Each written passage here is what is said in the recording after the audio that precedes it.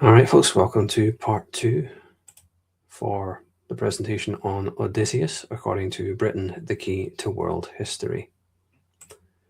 Disclaimer, as always, under Section 107 of the Copyright Act 1976, allowance is made for fair use. The, how do you say this? Ripea Mountains? I'm just going to go with that.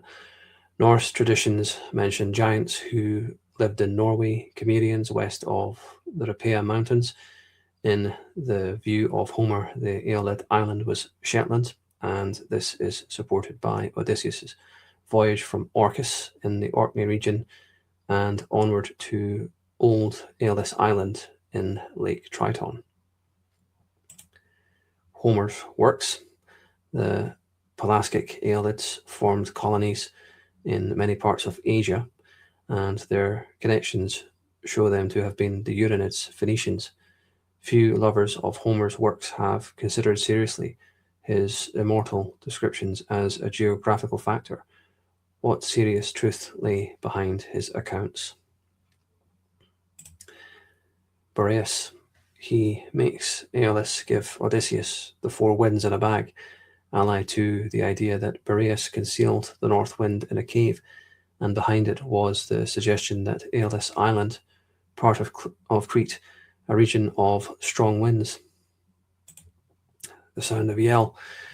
In the north of the mainland lies Yell, separated from the mainland by the sound of Yell, through which the tides race and the winds blow with hurricane force along that rocky channel with its precipitous cliffs in a region subject to furious squalls.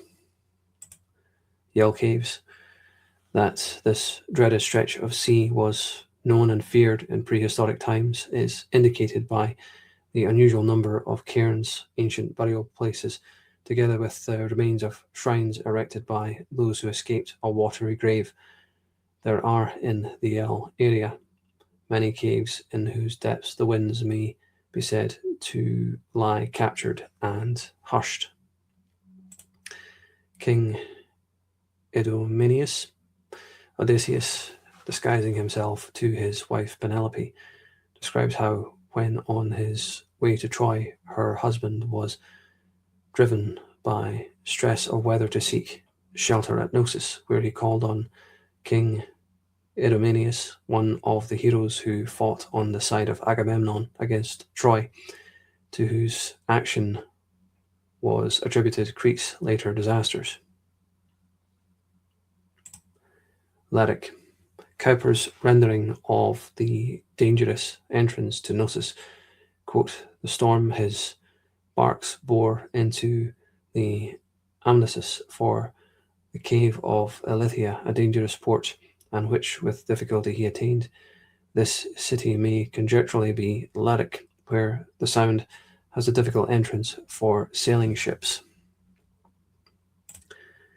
Dionysiac writes, Odysseus anchored in Amnisus off Knossos, Amnisus being mentioned in relation to the Pole Islands, also called the Boreads, hence the northernmost isles.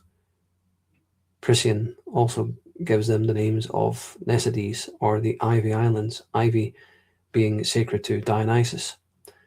These isles were inhabited by the Amnites, whose women performed Dionysiac rites. So there we have it for part 2. Thank you for watching.